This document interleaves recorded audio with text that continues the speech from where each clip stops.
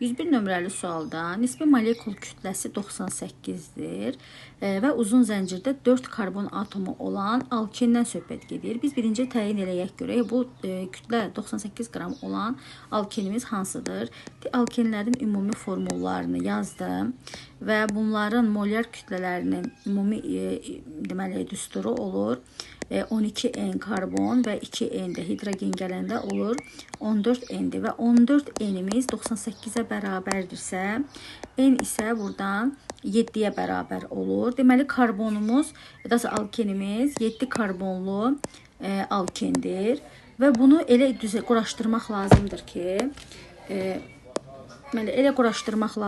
ki, əsas zəncirdə, uzun zəncirdə 4 karbon atomu olsun. Əsas zənciri qorumaq şərti ilə uzun zəncirdə 4 karbon atomu var. 4 zənciri, yəni 4 karbonu çəkirəm əsas zəncirdə və alken olduğu üçün mütləq mənim əsas zəncirimdə 2 qat rabitə bunların tərkibində olmalıdır. Deməli, burada 3 karbonum qalır yerdə. 3 karbonu elə quraşdırmaq lazımdır ki, əsas zəncirimiz deməli, əsas zənciri tapanda 5 karbon olmasın və yaxud da ki, 6 karbon olmasın. 4 karbonu qorumaq lazımdır. 2 qat rabitəni mən bu hissədən qoysam, deməli, burada olur, burada əsas zənciri metil qrupunun birini bura birləşdirsəm, digərlərini isə bu hissələrə birləşdirsəm, artıq deməli alkenin formulunu tərtib eləyərəm.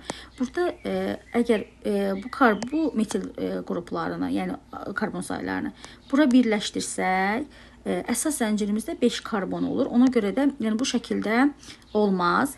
Daha sonra bu metil radikalını əlbəttə ki, gətirib burada birləşdirə bilməli. Çünki artıq karbonun 4 valenti burada pozulmuş olur. Yəni elə quraşdırmaq lazımdır ki, əsas zəncirdə 4 karbon olsun və karbonun 4 valentlik qaydası qorunmuş olsun. Deməli, 2 qat rabitə yaxın olan hissədən nömrələməyə başlayıram. Yerdə olan hissələrində hidrogenlərini yazdıqdan sonra 1, 2, 3, 4 deməli, nömrələməni aparıram. Sol tərəfdən saymağa başladıqda 2, 3, 3, trimetil, buten 1 və cavabımız olur A variantı. Növbəti suala keçirik. Növbəti sualda isə 104 nömrəli suala davam edirik. 0,2 mol yandıqda 31,36 litr karbon qazı alınır. Bunu litrlə verib və biz bunu mola çevirək. 31,36-nı çevirək mola. Bu da eləyir. Deməli, tənasüb belə də qura bilərik. 0,2 mol yandıqda 31,36 litr, bu tərəfdən təzdən səliqəli yazım, 0,2 mol alken yandıqda 31,36 litr karbon qazı əmələ gəlir və bizim ümumi formulda alkenlərin yanma reaksiyasını tərtib eləyək. CnH2n üstə gələk oksigen alınır, karbon qazı və su. N qədər karbon olduğu üçün N-i bura yazıram. N də bu hissəyə yazılır. Oksigen sayını axırda yekun olaraq düzəldirik. 2N, burada da N olur 3N. Sol tərəfdə də 3N etməyimiz üçün 3N bölək 2 yazsaq, ayağına vuranda, yəni oksigenin ayağındakı indeksə vurulanda 2-lər ixtisar gedir və yerdə 3N qalır. Onda belə baxırıq ki, 1 moldan isə nə qədər karbon qazı əmələ gəlir? 22,4 N qədər karbon qazı əmələ gəlir. Buradan N-i tapanda N-imiz burada 7-yə bərabər olur və bizə deyir ki, artıq tapdıq alkenimiz hansıdır? Sadəcə bizə diqqət etməli olsaq deyir ki, cis trans izomeri olan alken, daha doğrusu cis trans izomeri bu deməkdir ki, məsələn, Y variantına diqqət etsəniz, cis trans izomerliyi üçün karbonun 2 qat rabitə hansı karbonlara birləşirsə, mən onun ətrafındakılara baxmalıyam. Deməli, məsələn, Y variantına baxsaq görürük ki, buradan hidrogenləri açdıqda, hidrogenlər hər iki tərəfdə eyni radikal olduğuna görə bu cis trans izomeri deyil. Yəni, bu tip birləşmələr, məsələn, D variantında da tutam ki, bu karbon və bu karbon ətrafına baxıram da. Yəni, bu karbona birləşən radikallara baxırıq ki, burada CH3 və CH3 eyni radikallar olduğuna görə bu da cis trans izomerinə uyğun deyil. Deməli, 7 karbondan ibarət olmalıdır və cis trans izomeri olmalıdır. Baxırıq ki, əslində B variantı, C variantı da uyğun deyil. Çünki eyni radikallar birləşibdir karbona, soldakı karbona. Sağdakı karbona bəli, fərqli radikallar birləşdi, amma soldakı karbon cis transizamerliyinə uyğun deyil. Biz hər bir karbona baxmalıyıq. İki qat rabitəyə birləşən karbonların hər ikisinə də birləşən radikallara baxmalıyıq. B variantında isə B variantı bəli cis transizamerə malikdir, lakin 7 karbonu yoxdur. Ona görə B variantı da getdi.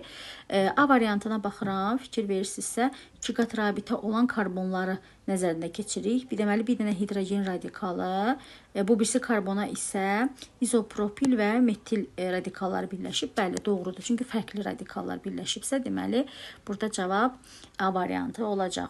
105-ci sualda isə, 105-ci sualda da deyir ki, hansı dixlor alkanlara sink metalı ilə təsir etdikdə bir-birinə oxşar izomer olan alkenlər əmələ gəlir. Deməli, birincisini müqayisə edirik.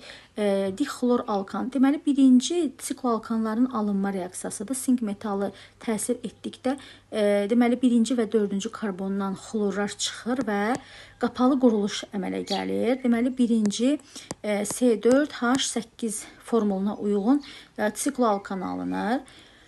İkinci deməli maddəyə baxdıqda, buradan sink metalı çıxdıqda, sink metalı yəni xloru apardıqda, bu boş qalan rabitələr bir-biri ilə birləşir və nəticə olaraq bu şəkildə birləşmə əmələ gəlir. Bu da C4H8 deməli formuluna uyğun gəlir. Deməli, bu olar. Bu iki hələ ki uyğundur. Üçüncü nəyə görə olmaz? Üçüncüdə isə buradan sink metalı əlavə etdikdə, sink metalı yenə xlorları özünə çəkir və buradan 2 qat rabitə, deməli, karbon-karbon arasında, yəni boşda qalan rabitə karbon-karbon arasında birləşir və burada artıq 5 dənə karbon var. C5H10 formuluna uyğundur. Deməli, dördüncü variantda isə, deməli, 107 nömrəli sualla davam edirik. Etilen üçün hansı ifadə doğru deyil? Əslində çoxu etilenin alınma reaksiyalarına uyğundur, bəli. Çünki cranking vasitəsilə əmələ gəlir. Çünki iri karbonlu birləşmələrin parçalanmasından, iri karbona malik olan birləşmələrin parçalanmasından, alkanların parçalanmasından alkenlər və kiçik karbonlu alkanlar alınır. Hidratlaşmasından etil spirti alınır. Çünki formulu C2H4-dür və üzərinə HOH gəldikdə hidratlaşma su əlavə etmə deməkdir və C2H5OH alınır. Bəli, doğrudur. Oksidləşməsi də, bəli, etilen oksid alınır. Daha sonra hidrogenləşdikdə etana çevrilir. Bəli, doymamış karbohidrogen olduğu üçün üzərinə hidrogen gəldikdə doymuş karbohidrogenlər olan alkanlara çevrilir. Ancaq fəza izomerliyi mövcuddur deyir, amma xeyr, fəza izomerliyi yenə deyirik ki, biz karbona 2 qat rabitəyə birləşən karbonların hər iki tərəfinə baxmalıyıq. Burada eyni radikallar olduğu üçün, hidrogenlər eyni radikallar olduğu üçün artıq bunu biz izomerlik qəbul eləmirik. Yəni fəza izomerliyi bu formada olmamalıdır. Fərqli radikallar birləşməlidir karbonlara. 108 nömrəli sualla davam edirik. Burada deməli 4,48 litr olan etilen tərkibində kütləcə 3,2% brom saxlayan məhlulu rəngsizləşdirir. Bromlu suyun kütləsini istəyir. Deməli bizim bromlu suyun rəngsizləşdirilməsi, yəni C2H4-ün etilenin brom daxil etməklə C2H4 brom birləşmə reaksiyası baş verir və bizə deyir ki, deməli 4,48 litr biz tapmalıyıq görə 4,48 litr nə qədər brom özünə çəkir. Tənasübümüzü bu şəkildə qururuq. 22,4 litr etilen özünə 160 qram brom birləşdirir. Bəs 4,48 litr etilen nə qədər brom birləşdirər?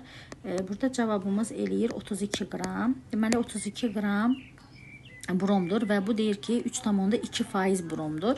Əgər 32 qram brom 3,2% təşkil edirsə, bizdən ümumi bromlu suyun kütləsini istəyir. Tərkibində sadəcə 3,2% bromdur və 100%-ni tapdıqda isə burada cavab eləyir 1000 C variantı.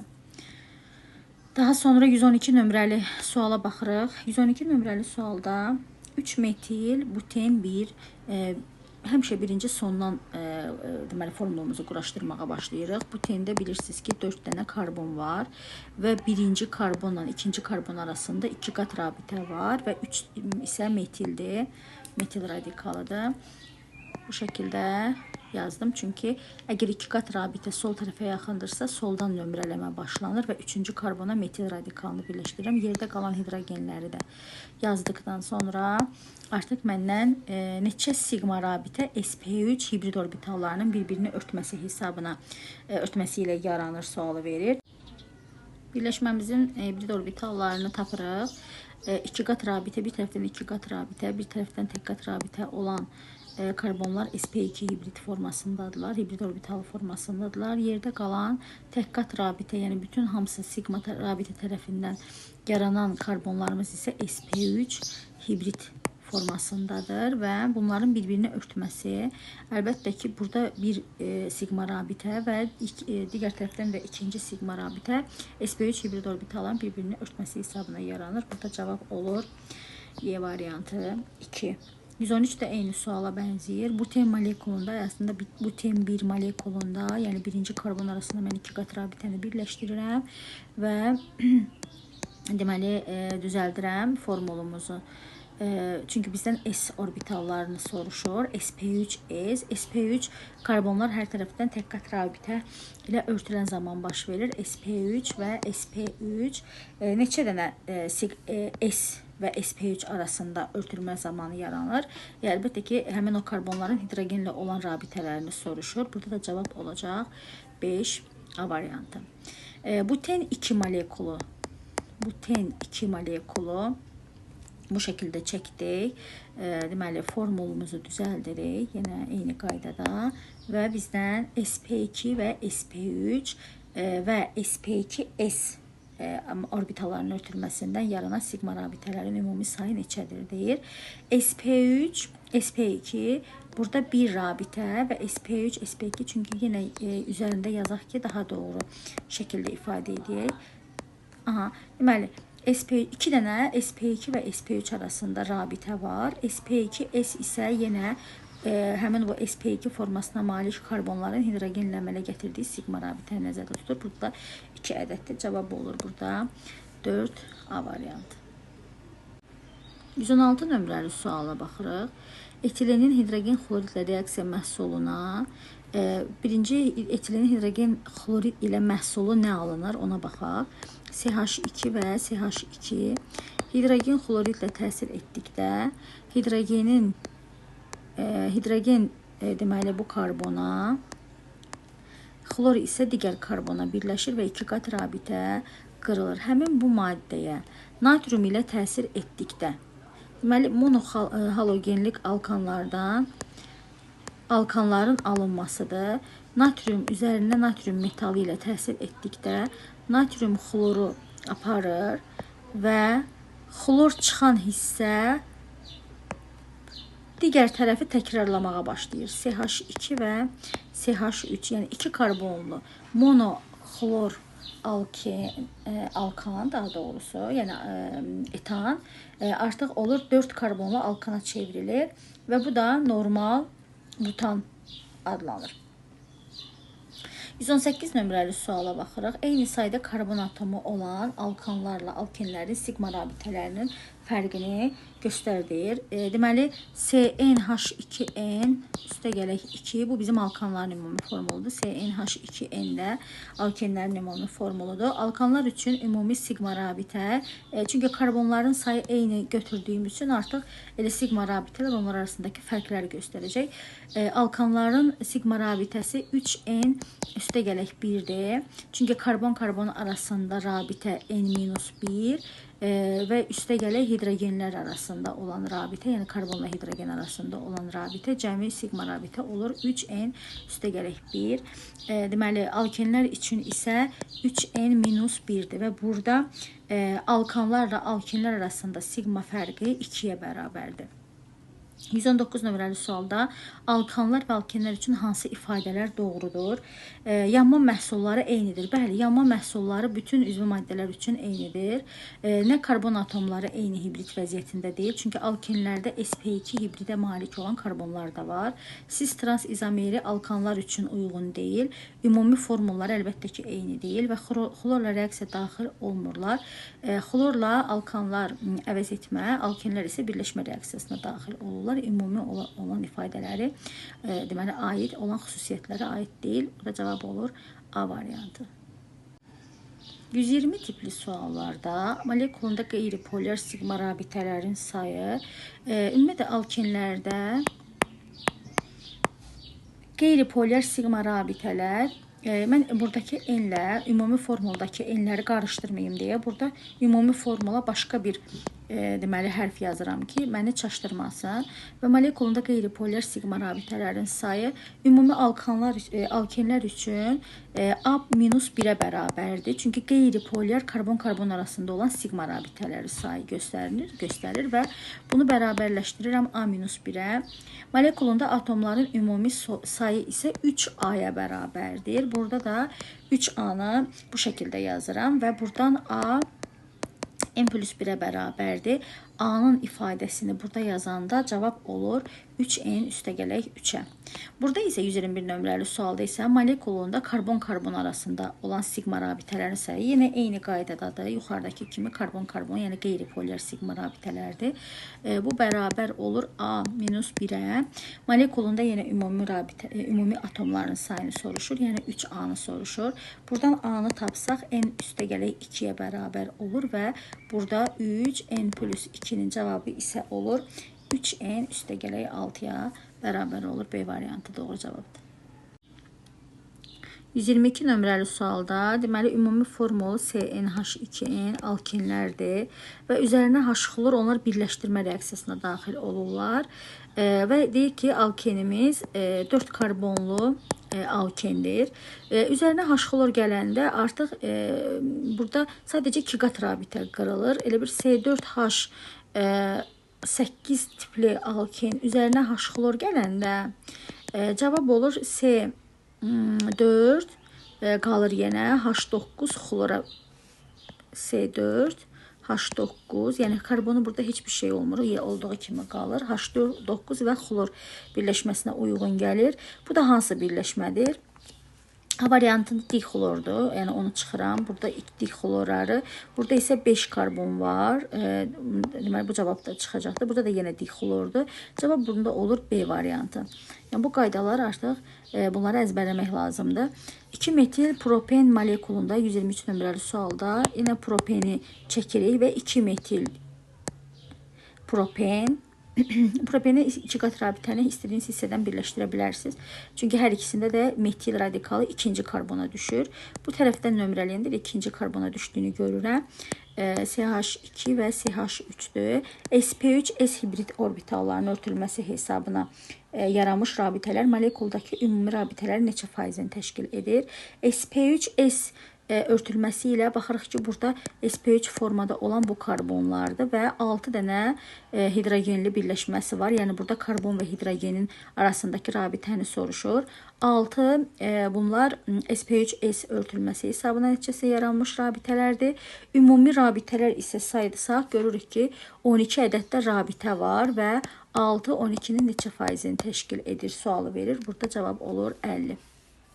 124 nömrəli sualda isə ən az karbon atomlu və bir asimetrik karbon. Asimetrik karbon bu deməkdir ki, karbona müxtəlif tərəflərdən müxtəlif radikallar birləşməlidir. Yəni burada alkenlərin 2 qat rabitəsinə yox, 4 tərəfdən müxtəlif radikallarla tutulmuş deməli radikallar tutulmuş karbon nəzərdə tutur və həmin bu karbona indi biz fərqli radikallar birləşdirə bilərik. Tutalım ki, mən metil radikalı, hidrogen birləşdirirəm.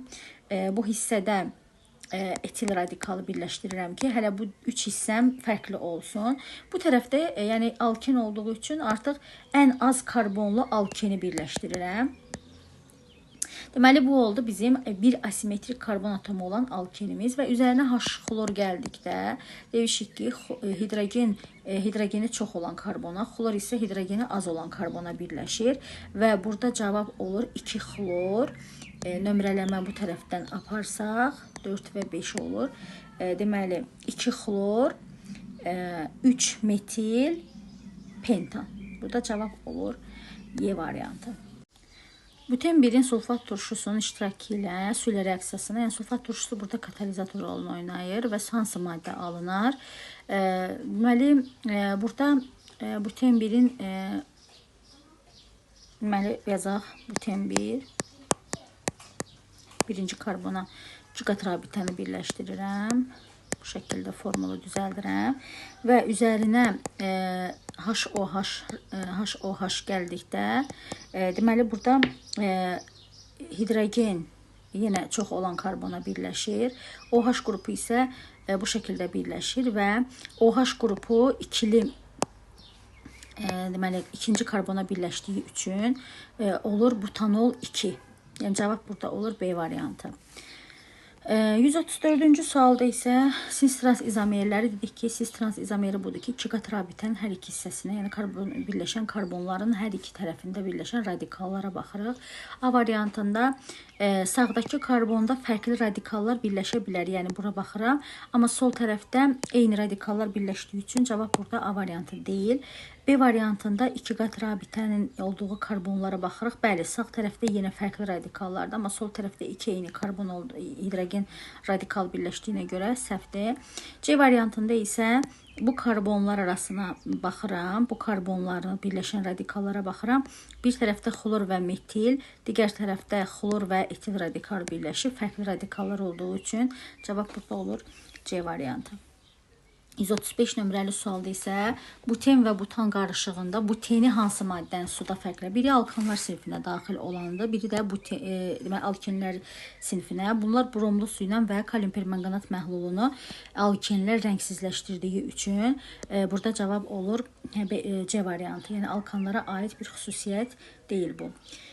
139 nömrəli sualda isə etilenə yüksək təzyiq və katalizator iştirakı ilə su buxarı ilə təsir etdikdə əmələ gələn oksigenli üzvə birləşmənin nisbi molekul kütləsini hesablayın.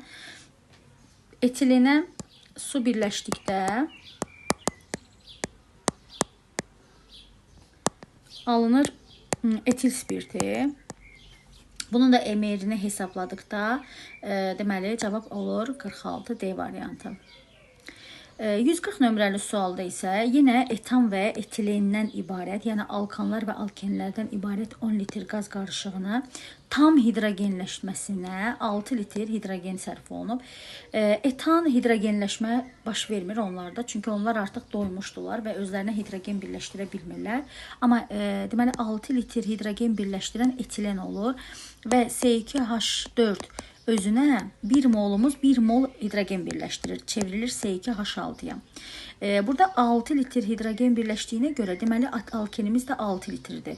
10 litrin 6 litri etilen, yerdə qalan 4 litr isə etana malikdir və ilkin ayrışıqda etanın həcmcə faizini soruşur. Burada cavab olur, yəni onun neçə faizi 4-dən ibarətdir? 40 faizi. 141 nömrəli sualda eynidir. Propan və propilen yenə alkanlar və alkenlərdir. Hidrogenləşmə reaksiyasına daxil olan propilendir. 8 litr hidrogen daxil olursa, deməli 8 litr də propilen C2H6 reaksiya daxil olub. Onun 8-i deməli propilenə məxsusdursa, 2 litri də propana məxsusdur və yenə propanın həcmcə faizi olur 20%. 102 nömrəli sualda isə hansı alkenin 1 molunun tam yanmasına 4,5 mol oksigen sərf olunub? Ümumi yenə yanma reaksiyalarını yazsanız daha yaxşı aydın olar.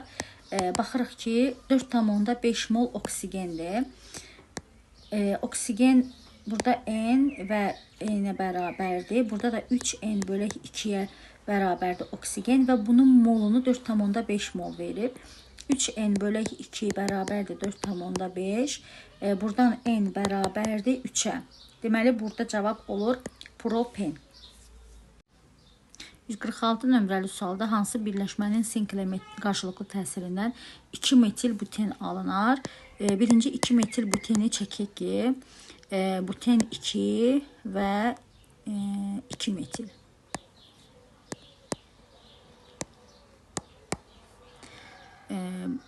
Metil, buten 2. Deməli, burada sinklə qarşılıqlı təsirindən 2 metil 2 buten alınsın. Birinci A variantına baxırıq ki, əslində alkenlərin alınması monohalogenli törəmələrlə baş vermir. Burada dihalogen olmalıdır. Dihalogenli törəmələrdən alınır. Ona görə A variantına heç baxmıram. Yəni bir bromu olanlar artıq variantımıza aid ola bilməz. B variantında isə deməli, bromlar hansı hissədən çıxıbsa 2 qat rabitə ora birləşir. Burada isə mənim formuluma uyğun deyil. Amma C variantına baxsaq, görürük ki, burada 2 və 3-cü karbondan çıxır həmən brom. Çıxan hissələr bir-birinə birləşir və bu şəkildə 3, 4 elə bizim alınan maddəmizin formuluna uyğundur. Çünki D variantında baxsaq müxtəlif karbonları, yəni alkenlərdə halogenlər ardıcıl karbonlara birləşməlidir alınması üçün. Amma D variantında arada boşluq var və bu siklopropanın alınmasıdır. Yəni siklopropan burada metil radikalları da quraşdırıb baxmaq lazımdır. Burada fərqli bir maddə alınır, sikloalkan alınır. Burada isə Y variantında isə brom çıxan hissələr burada bir-birlərinə birləşdikdə yenə 3 metil buten 1 alınır və bizim variantımıza uyğun deyil. Burada cavab olur C variantı. 147 nömrəli sualda eynisidir. 147 nömrəli sualda da yenə deyir ki, 3 metil buten 1 alınsın. Hansı birləşmədə? Yenə ardıcıl brom birləşən hissələrə baxırıq. 2 karbondan ardıcıl şəkildə halogen çıxmalıdır. A variantı sikloalkanların alınma üsuludur. Yəni arada boşluq var və bunlar bizim alkenlərin alınma üsullarına aid deyil. Eyni karbondan da çıxa bilməz. Ancaq D ilə B variantını müqayisə etdikdə mən yenə buten 1 və 3 metili quraşdırıram. Deməli, quraşdırdıqda baxırıq ki, hansı hissədən birləşibdir.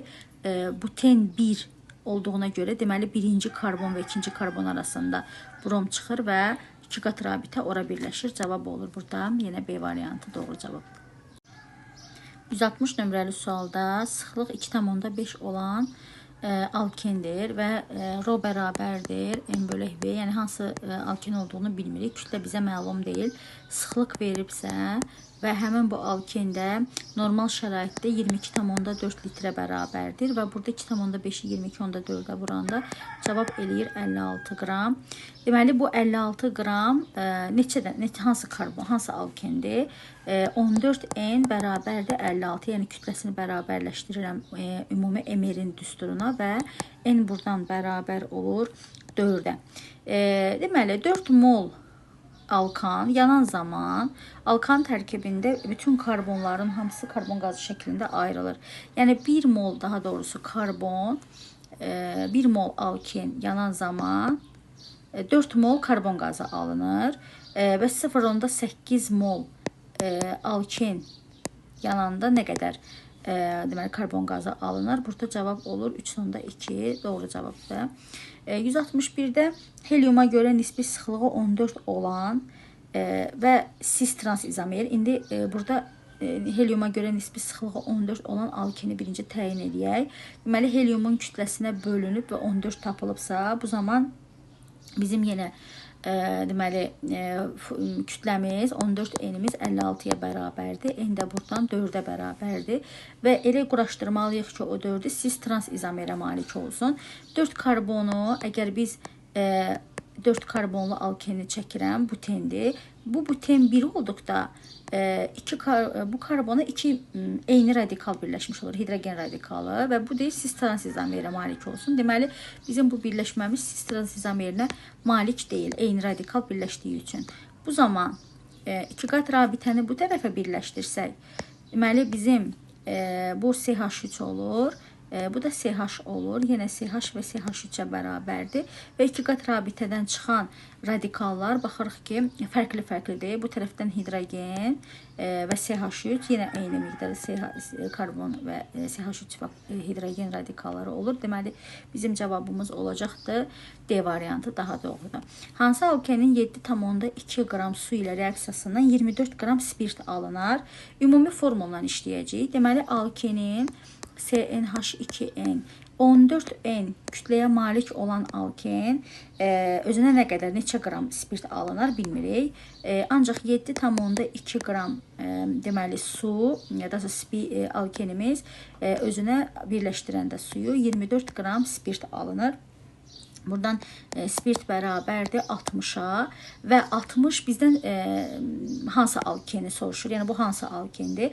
60 artıq bizim spirtimizin kütləsi olur və 18 qram su birləşdirilmiş vəziyyəti olur. Çünki alkenlərin üzərinə 1 mol su gəldikdə CnH2n plus 1 və OH, yəni ümumi formulumuz budur. 60-a bərabərləşdirib buradan n-i tapa bilərik. 14n üstə gələk 18 bərabərdir 60-a. Buradan da n bərabərdir 3-ə. Bu da cavab olur propen.